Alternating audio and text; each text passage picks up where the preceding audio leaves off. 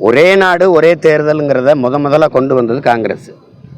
அந்தப்போ ஆதரித்து பேசுனது ஐயா கருணாநிதி அவர்கள் 1975 நினைக்கிறேன். பேசுகிற குரல் வழி இருக்குது. நீங்கள்லாம் கூட நெஞ்சுக்கு நீதியில் வந்து எழுத்தில் இருக்குது. குரல் ஒளியிலே ஐயா பேசுனது இருக்குது. அவருடைய பிறந்த நாளில் பேசுனதுக்கு அம்மையார் இந்திரா காந்தி அவர்கள் பாராளுமன்றத்திற்கும் சட்டமன்றத்திற்கும் தேர்தல் வருவதால் செலவு மிச்சப்படுத்தப்படும் என்று நாங்கள் பொதுக்குழுவிலே கூடி தீர்மானம் அப்படிலாம் வச்சிருக்கிறது. என்ன யார் என்னுக்கு அனுப்பணும், நான் அனுப்புகிறேன். எல்லாத்தையும் வரவேற்றுட்டு இன்றைக்கி நாடு மக்களும் எதிர்க்கிறாங்கன்னு அதனால ஜனநாயகத்தன்மை பன்முகத்தன்மை சிதைஞ்சு போயிருங்கிறீங்க. ஒரே நாடு ஒரே தேர்தலுங்கிறது ஏற்கிறது மாதிரி ஒரு துரோகம் தான் இருக்கா? உங்கள் எல்லாரையும் கேட்குறவங்க மனச்சன்று இந்தியா ஒரே நாடா? பல நாடுகளின் ஒன்றியம், 28 நாடு, 8 ஒன்றிய பிரதேசங்கள், யூனியன் டெரிட்டரி, யூனியன் பிரதேசம். இது எப்படி நீங்கள் வந்து ஒரே நாடுங்கிறீங்க? என்னுடைய மொழி, என்னுடைய கலை கலாச்சாரம், என்னுடைய பண்பாடு, என்னுடைய வழிபாடு எல்லாமே வேற.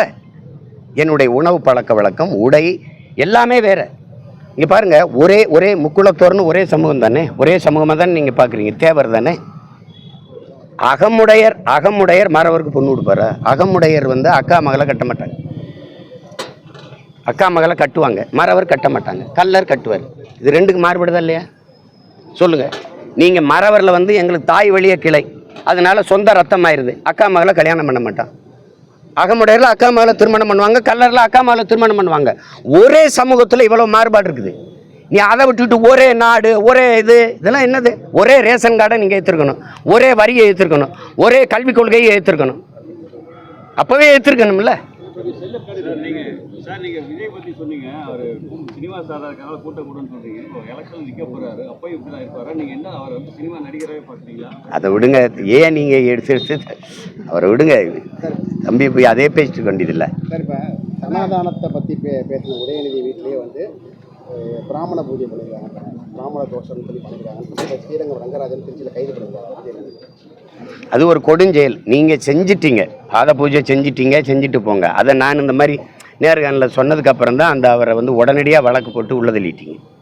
நீங்கள் தவறு செய்வீங்க, அதை வெளிப்படுத்தினா அவரை தூக்கி உள்ளே வைப்பீங்கன்னா இது எந்த மாதிரியான ஜனநாயக அமைப்புன்னு நீங்கள் பாருங்கள். சனாதனத்தை எதிர்க்கிறதுங்கிறது வெற்று வார்த்தையாக இவங்க பயன்படுத்துகிறாங்க. ஒரு பிறப்பின் அடிப்படையில் ஒருத்தருக்கு பிறப்பாலேயே ஒருத்தருக்கு உயர் பதவி கிடைச்சிருங்கிற கோட்பாடு தான் சனாதனம். இவ்வளவு ஒரு நாட்டுக்குள்ளே இல்லாத துணை முதல்வர் வந்து உங்கள் வீட்டுக்குள்ளே இருக்கிறாருங்கிறத திறந்துச்சு. இப்போ ஒவ்வொரு சமூகத்துக்கும் எடுத்துக்கிறங்க, நீங்கள் எடுத்துக்கிறங்க. இப்போ நான் ஒரு எளிதாக புரிகிற மாதிரி ஒன்று சொல்கிறேன். இப்போ நான் நாடார், நான் ஒரு கோனார்னு வச்சுக்கிறேங்க. நான் கோனாருக்கு நாட்டில் 2 அமைச்சர் தான். ஆனால் உங்கள் வீட்டிலே 2 அமைச்சர், அது முதன்மையான அமைச்சர்கள், முதலமைச்சர், துணை முதலமைச்சர் 2ஐயும் நீங்கள் வச்சுக்கிறீங்க. இது எந்த மாதிரியான சமூக நீதி? இந்த கேள்வி யாருமே கேட்கக்கூடாதுங்கிறது தான் சனாதனம். இது உங்களுக்கு நீங்கள் தவறு பண்ணுவீங்க, அதையும் நாங்கள் கேட்கக்கூடாது. அவர் என்ன சொன்னார்னு இந்த மாதிரி செஞ்சுருக்காங்கங்கிறத ஒருத்தருக்கு அழைச்சி அந்த போய் செஞ்சவர்கிட்ட நிரூபிச்சிட்டாரு. அவ்வளோதானே. அவர் எதுக்கு உள்ளதில் நீங்கள்? பல்கலைக்கழக துணைவேந்தர்கள் தேடுதல் குழு வந்து தமிழ்நாடு அரசு அமைச்சர் வந்து தப்பு, அதை திரும்ப பெறணும் நேற்று ஆளுநர் தமிழ்நாடு அரசு. அதெல்லாம் இல்லை. இது ஆளுநர் அவர் அந்த அதிகாரத்தை அவருக்கு வேணும் பெறுது. அதை நம்ம ஏற்க முடியாது. ஒரு கேள்வி தானே தம்பி, ஒரு கேள்வி தான். இது மக்களாட்சி, ஜனநாயக நாடுங்கிறோம், மக்களுக்கான அதிகாரங்கிறோம்.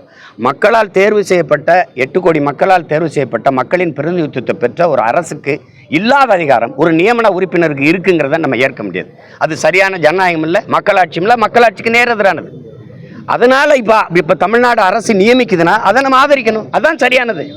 நீங்கள் ஒவ்வொன்றுக்கும் நாங்கள் வந்து சட்டசபையில் தீர்மானம் போட்டு ஒரு சட்டம் இயற்றி உங்களுக்கு முன்னகர்த்தும் போது நீங்கள் கையெழுத்து போட மாட்டீங்கன்னா இது என்ன வேலை? இது சொல்லுங்கள்.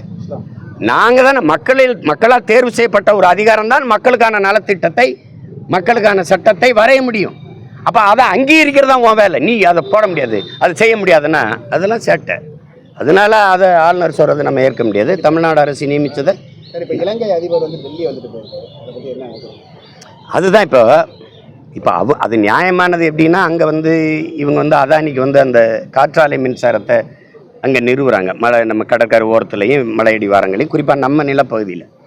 அதுக்காக பேசுகிறதுக்கு தான் அவர் அழைச்சிருப்பாங்களே ஒன்றும் இல்லை. ஆனால் நம்ம வைக்கிற கோரிக்கை அவங்க சொல்கிறத பாருங்கள். மீனவர் சிக்கலை வந்து மனிதாயமான அடிப்படையில் அணுகிறது, பேசி தீர்வு காண்றதுன்னா எந்த மான அடிப்படையில் நீங்கள் 850 பேர் எங்களை சுட்டிங்க? எனக்கு என்ன மனிதாபிமானம் இருக்குது? எனக்கு உரிமை தான் அங்கே இருக்குது. கச்சத்தீவை எடுக்கிறத தவிர என் மீனவ மக்களுக்கு, என் சொந்தங்களுக்கு அங்கே பாதுகாப்பும் இல்லை, வாழ் உரிமையும் இல்லை. கச்சத்தீவு எனக்கு என்றால் என்னுடைய கடல் பரப்பு தூரம், கச்சத்தீவு அவனுக்கு என்றால் அவனுடைய கடல் பரப்பு தூரம். இப்போ அதான் அங்கே இருக்கிறது. நான் எல்லை தாண்டி வர்றேங்கிறதான் ஒரு குற்றச்சாட்டு. உங்களுக்கு துணிவு கிடையாது. எல்லை தாண்டி கேரள மீனவன் போகிறானா இல்லைன்னா பதில் இல்லை, போகிறான். அவனை ஏன் வலை பறிக்கிறதில்ல, சுடுறதில்ல, படகு பறிக்கிறதில்ல, கைது பண்ணுறதில்ல? யாராவது ஒரு காரணம் சொல்லணும்ல. அப்போது எல்லை தாண்டி வருவான் மீனவங்கிறது சிக்கல் இல்லை, தமிழனுங்கிறதான் பிரச்சனை. அதை கேட்க முடியல. அப்போ நீங்கள் கச்சத்தீவு யாருடையது? இந்தியாவின் சொத்தா? யாராவது சொல்லுங்கள். இல்லை எங்கள் பாட்டன் சேதுபதி மன்னனுடைய சொத்தா? என் நிலம், என் பூர்வீக நிலம், என் பாட்டனுக்கு, அது பேரம்பேத்திகளுக்கு சொந்தம். நீங்கள் மன்னர் மாணி ஒழிப்பில் எடுத்துக்கிட்டு நீங்கள் ஒரு தீர்மானம் போடல, ஒரு விவாதம் பண்ணலை, டப்புன்னு எடுத்து கொடுத்து விட்டீங்க. அப்படி தானே? எதேச்சே எடுத்து அப்படியே கொடுத்து விட்டீங்க. அது 99 ஆண்டுக்கு லீஸு கொடுத்தாதான் சொல்கிறாங்க, லீஸ் ஒப்பந்தத்தில். இப்போ அவன் அப்படிலாம் ஒப்பந்தம் இல்லைன்னா அவங்க சொல்கிறாங்க. இது இத்தனின்று நாடு, நீங்கள் சொல்லுங்கள், இத்தனை இவ்வளோ பெரிய நாடு, இந்த நாட்டின் குடிமக்களில் இவ்வளோ பேரை சிறைபிடிக்கிறான், மொட்டை அடிக்கிறான். அந்த அவமானம் மொட்டை அடிக்கப்பட்டவனுக்கு இல்லை, இந்த நாட்டை ஆளுகிற அதிகாரங்களுக்கும் தலைவர்களுக்கும் தான். ஒரே சங்கிலியில் 12 பேரை இழுத்துக்கிட்டு போகிறான். எங்களுக்கு துடிக்குது, ஏன்னா ரத்தம் ஒன்றா இருக்குது. நீங்கள் அதை பற்றி கவலைப்படவே இல்லையே, கண்டிக்கவே இல்லையே.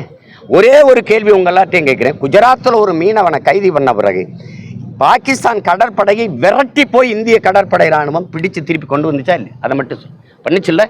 அதே மாதிரி 850 மீனவனை சுட்டிருக்கு, பல மீனவர்களை விரட்டி கைது பண்ணுதே.